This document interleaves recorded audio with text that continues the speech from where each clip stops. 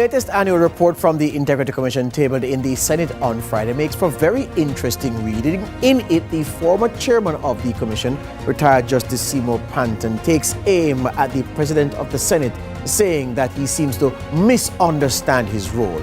The document, as I note, has very much details concerning the spending of the Integrity Commission over the course of the fiscal year, including an eye-catching line item which shows a significant increase in the amount the Commission spends on food and entertainment. That aside, the Commission details the work it has done over the period, including a review of the statutory declarations of over 70 parliamentarians. It has completed that, even though it is behind significantly in the number of overall declarations that it has managed to examine and make a decision on. This evening on Lead Story, I take the document and go through some key aspects of it for you to make you aware of what the Commission says about the work it has done over the course of the fiscal year, and of course the opinions of the rather strong-willed, highly respected and opinionated former chairman, retired Justice Seymour Panton. All of that to come over the next half an hour or so, so let's start the show. No time to waste.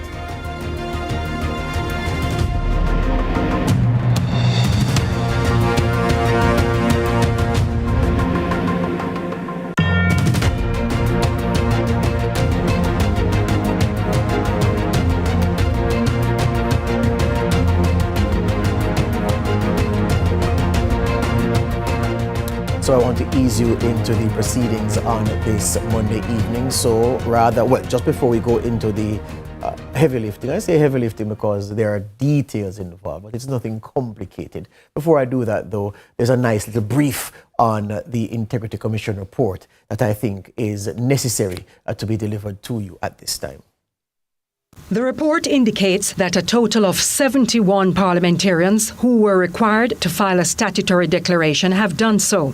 However, the report also revealed that investigations are underway with 2 parliamentarians and 4 public officials currently under investigation for illicit enrichment. Furthermore, the report states that 2 parliamentarians and 4 public officials are under investigation for providing false information. The numbers align with those under investigation for illicit enrichment. The report does not specify the total number of members of Parliament MPs currently under investigation, given that previous reports made reference to MPs who were under scrutiny. The report also provides a comparative analysis by including data from 2018. Since 2018, the Integrity Commission referred a number of public officials for investigation due to potential illicit enrichment and/or the provision of false information. This included 13 MPs, 1 senator, 7 councillors, 1 permanent secretary, 7 heads of entities, and 36 other public officials, totaling 65 individuals. Since 2018, a number of public officials have been referred for prosecution for failing to provide information. This included 10 MPs, 3 senators, 1 councillor, 1 permanent secretary, 1 head of entities, and 5 other public officials, totaling 25 individuals. The report also outlines the number of rulings that resulted in charges or prosecution. These rulings involved 1 MP, 2 councillors, 1 head of entities, and 1 other public official, totaling 5 individuals. Angela Melville, CVM News. Thank you, Angela. Break time here on Lead Story on this Monday. Back with more after.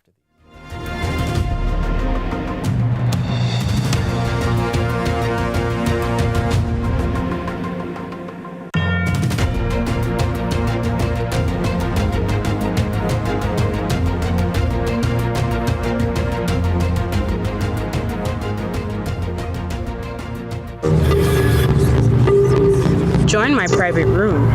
Only $1,000 for a grand time. That I know me. We never said that. But who going to believe me? That is correct.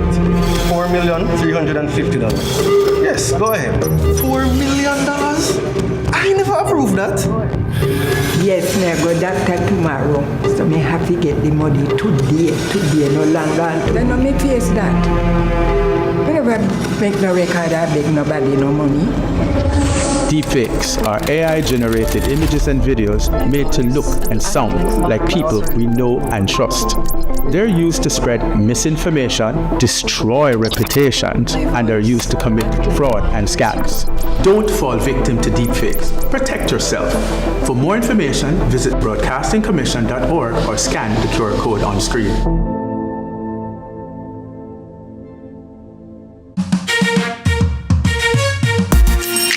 Hey everybody, I'm Yendi, and this is Odyssey with Yendi. In this space, we connect with some of your favorite people as they share their journeys. Here we have some unfiltered conversations as we deep dive into their inspirations, motivations, and experiences to inspire our own life journey.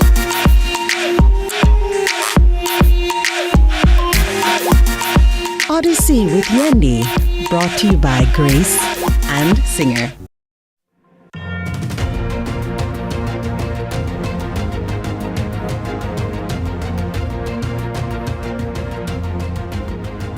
Welcome back to Lead Story here on CVM TV. So we start at the very top where the report from the Integrity Commission is concerned. Just recall that the report covers the reporting period April 1, 2024 to March 31, 2025, covering the 24-25 fiscal year. So the matters it is reporting on occurred in that period, although it does go into the past for analysis and perspective to give the Jamaican public a broader understanding of the work that is being done. I start with the words of the former chairman, the man whose term expired during the course of the fiscal year, Seymour Panton. He said, there is a problem with the Commission's ability to recruit staff. And this was something strongly emphasized in the report, to say that the Commission was not at establishment level where staffing was concerned, and that when it did the exit interviews, staff left the Commission because of security issues. And the Commission, in the report, made great play about the expenses involved in training new staff and preparing them for the work at hand. It spoke about the disruption to the procedures and to the work getting done. And this is a real thing that they were grappling with. And Seymour Panton, in his remarks, noted the difficulty attendant to the work of the Commission occasioned by the turnover of staff at the IC.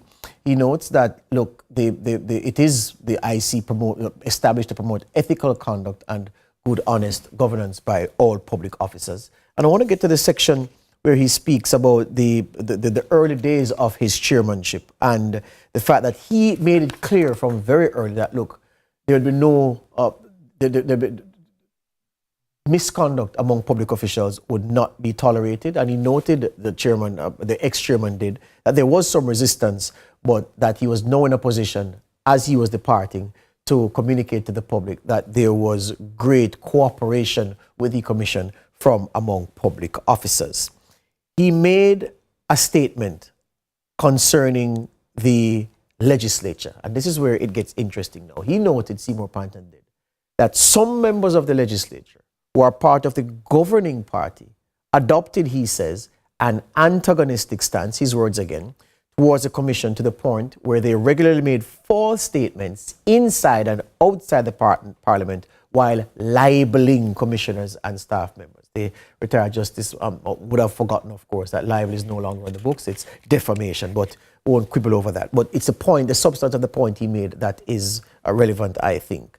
He believes that the antagonistic stance of some legislators towards the Commission was evident when they sat in the legislature and even outside. And he noted one female legislator in particular who was, in his view, engaging in conduct that was not of the highest standard. He said of that female legislator that she went to the extreme of using what he called anti-social media platform to post images of members of the Commission and attaching outright lies, he says, that many have interpreted as an invitation for the commissioners to be harmed. Now, this is a serious charge from the retired former justice. Yeah, this female legislator, he says, posted pictures of the commissioners and by doing so invited the public to do harm to them. That was his interpretation.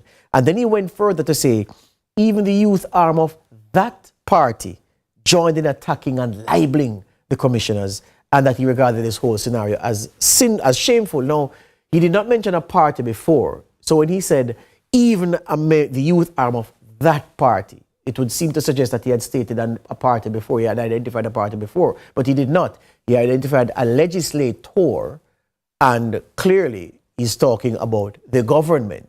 So he's blaming the government and that government legislator, and then he's blaming the governing JLP. So it's the legislator and the party that were both in the crosshairs of the former Justice, retired Justice Panton, when he speaks about legislators making the lives of the commissioners difficult, calling or inviting harm to them.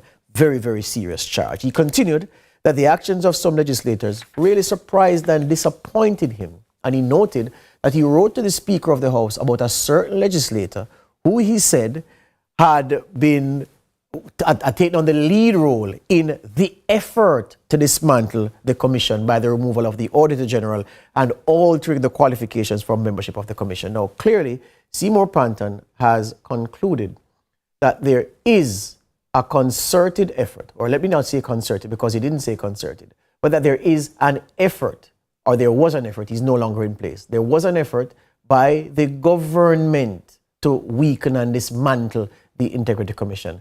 And that this legislator, who he has written to the Speaker about the legislator's behavior, has taken on the lead role in that regard. He didn't name names, but anybody with I almost said eyes, but even my friends who are not blessed with sight can see that he's talking about Everald Warmington, given Warmington's record of rhetoric against the commission. Warmington at times has appeared to be bellicose, has appeared to be pugnacious in his criticism of the commission. And no doubt he is the one that Seymour Panton is talking about when he talks about the lead role that individual has taken where the attack, the effort to dismantle the commission is concerned. Startling language from the retired former justice, because he has not given any evidence to support his claim that that is in play. But again, those are his words. He says, not only has the gentleman remained, the individual remained a member of the Integrity Commission, the committee in Parliament reviewing the Integrity Commission Act. He wrote to the Speaker asking for that individual to be removed, which is rather an odd request, because here is a non-parliamentarian, as Seymour Panton was, writing to the Speaker of the House, the Leader of Parliament, asking for someone, a parliamentarian, voted in by the people and sent there to do the Parliament's business, asking for that individual to be removed. Rather odd request, but he did not get any ground. There was no give by the Speaker on that, and Seymour Panton brought that issue up in his last statement as chairman of the commission. He says that he fears that the committee, that review committee, seems to be prepared to dismiss the views of the Solicitor General on the removal of the Auditor General from the sitting as a commissioner, and that, it is bad and it is heading the way the Integrity Commission of the political ombudsman, which many people feel has been emasculated. Then he moves on to say, in the Senate, the president seems to have misinterpreted his role. He says, as they appointedly were there, instead of encouraging compliance with the requirements of the Integrity Commission Act, the Senate President, Tom Tavares Finson, regularly displayed hostility towards the Commission and on occasion was heard on radio calling for the resignation of the commissioners and officers. He seems to have been offended by the fact the Commission was submitting reports that called into question the conduct of some public officers. So that is true. Tom Tavares Finson has been heard on the radio, has been seen in the public space, calling for the commissioners to resign. And it is no secret that there's no love lost professionally between both men. And Seymour Panton, in his parting shot, aiming his crosshairs at the Senate President and saying that you, sir, do not understand your role, because rather than encouraging the members of the Senate to comply with the Integrity Commission, yes, you are encouraging dissent. And you, by your actions, are trying to destroy this entity, this organization. Fighting words there from the former chairman, Justice Seymour Panton. More from the report after this break.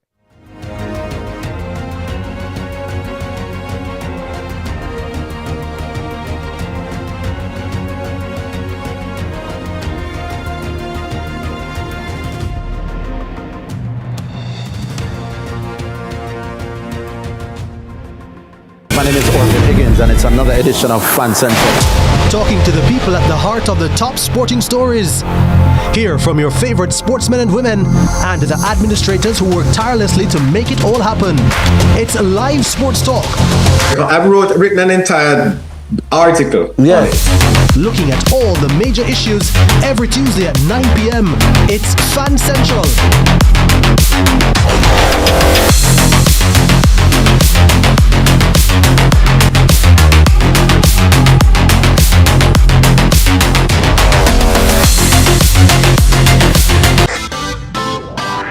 Every dream conquered is another dream gained. I land and I fly again like a jet plane.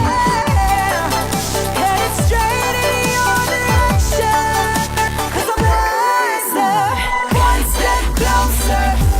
I'm winning 'cause I work so hard. And the music you stop playing, and the people them I say we are my show tonight. Oh, what a feeling! Don't stop dreaming. Keep on believing in the power of the feeling. Whatever you want, take a chance. Song in your heart, step in your dance. You got the spark, don't be the dark. Shine your lights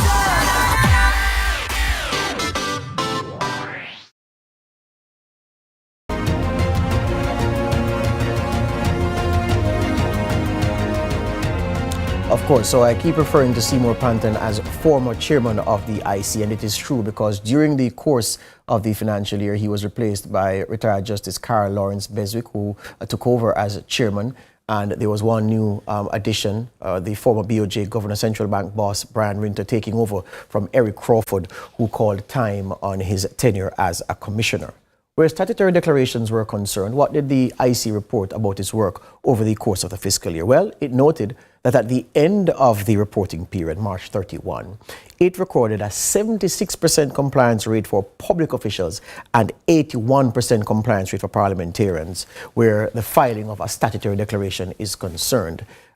This reflects well, I believe, on the work of the commission because, I mean, Jamaicans like to tell you that the place is corrupt and people are trying to hide, but the fact that our public officials, especially, our public officials and especially our parliamentarians, 81%, there's room for much, much more improvement. 76%, there's room for a hell of a lot of improvement. So where the public officials are concerned, there's need for significant improvement, uplift in that regard, and politicians still have ground to cover where 81% is concerned. I'd like to see, 100% is the target, you'll never get that, so high 90s would suffice. The commission says that during that reporting period, it examined close to 12,000 statutory declarations, 11,763 to be precise. Now, this is good news because it says that this 11,763 represents almost an 800% increase over the previous reporting period. So it does suggest that the commission really cracked down in the year gone and really examined the statutory declarations that were on the books. The criticism has always been that for what is paid to, what is provided to the commission in terms of funding, the number of declarations it actually examines is woefully low. It made a serious effort towards changing that narrative. Now, in context, the number it examines relative to the number it gets, the number it examined is still low. But if you, in response to that criticism or in response to that reality, go and examine 800% more than the previous reporting period, then you can't be faulted for your effort. And I think the commission has to be congratulated where that is concerned.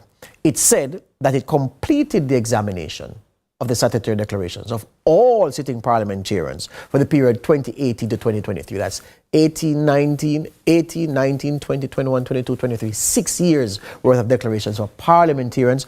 All of those have been examined and sorted out, except for those where they have been referred for investigation. Yeah? There's a matter there. There's a point that they made during the report about the rise in protected disclosures. People going to their employer to report to report illegal activity on behalf of their colleagues that they've witnessed. So the number of people doing that to their employer has risen. The number of people doing that directly to the commission has also risen, which of course are two things which suggest that there is confidence in the institution of the IC and people feel as if they will get justice. Jamaicans, like everybody else, if you feel you won't get justice, you won't use the tools available to you to call out injustice and illegality. And the fact that more people are going to their employers to make these reports, more people going to the Integrity Commission directly to make these reports, does suggest that people are more confident in the process. In terms of, well, let's move to the section concerning the statutory declarations. I spoke to that already to say that the members of parliament are doing much, much better where filing their statutory declarations are concerned. And that the 71 parliamentarians whose declarations were filed, they were filed on or before the applicable deadline date of August 31, 2024, December, February 28 this year, and March 31 this year. Now, 17 parliamentarians in the period submitted their declarations after the reporting period, after the deadline rather. So they were given deadlines, and 17 filed after the deadlines had been exhausted, but at the time of the report, all who were required to file had done so. I spoke about staffing at the top, and it is an important issue where the commission is concerned, because what the commission said was that, look, in the reporting period, voluntary separation of 16 employees, that's what happened, 12 of them resigned, 2 temporary officers didn't continue, and they didn't renew the contract of 2 full-term contract. That's what FTC means. 2 full-term contract employees, their contracts weren't renewed, and then there were 4 officers who were the subject of involuntary separation. The staffing issue is real because, again, here's what you have. You have people in the public sector who are working at the Integrity Commission. They look around the public sector and they see entities that are offering jobs in their field, but they're offering more money. They're paying more than the commission is able to pay. So it's almost a no-brainer. If it is that I can go somewhere else to work in my area for more pay in the public sector with the benefits that abound, why not? So they've moved on for this reason. They've also moved on for the very reason of security. The commission said in the report several times, if you read the 200 plus pages, that during the exit interviews, when they asked people, so why are you leaving? Several persons cited the issue of security. Now, of course, you know, the Integrity Commission has been weaponized. It's been the proverbial, well, it's been the political football that has been kicked from pillar to post now for almost 2 years. The matter concerning the Prime Minister's statutory declarations, the defense by the Prime Minister of his position, the attack by the opposition, seeing that as the Achilles heel of Andrew Holness and the JLP administration. So the Integrity Commission has been in the news heavily. And once that happens, and then the political forces align behind their side, whatever their side is saying, that's the side they support. And suddenly the commission and its employees become fair game for the kind of inane, insane, and downright dangerous criticism that some people level at it. People at the commission say, listen, this has played a part in me not feeling secure working here. That is a part of what I'm leaving. So that's a part of the record in the exit interviews at the IC. Why it is that several people who left during the term actually moved on. They raised the issue of the public sector restructuring, the compensation restructuring exercise, in which some people got significant increases, others didn't. Again, if you're at the IC and under the restructuring, your pay didn't go up by much, but you see elsewhere in the public service where a job that suits the skill sets that you have, after the revision, it is now paying significantly more, you're going to go. So again, where investigations are concerned and the processes that the Integrity Commission has to go through to certify a statutory declaration, to investigate people for illicit enrichment or for providing false information, these processes get affected when the staff move on. And I'm very happy that they made great play, well, not made great play, but that this is listed in the report as a matter of record, that this is one of the problems that the Integrity Commission has as it seeks to execute its mandate. You know, there's a line in the budget section, the annex section of the report that concerns entertainment and meals. And people have made a joke of it. I've seen several TikTok videos with persons asking, how is it that the Integrity Commission could have spent $7 million more on entertainment and meals in the last fiscal year than it did in the fiscal year before. And the political forces have taken the issue hostage. But I think that it is beyond that. It is a serious question. How is it that that expenditure is explained? And I think the commission needs to face the media at a time to be agreed, well, at a time it feels convenient, yeah, rather pretty soon, and explain something like this.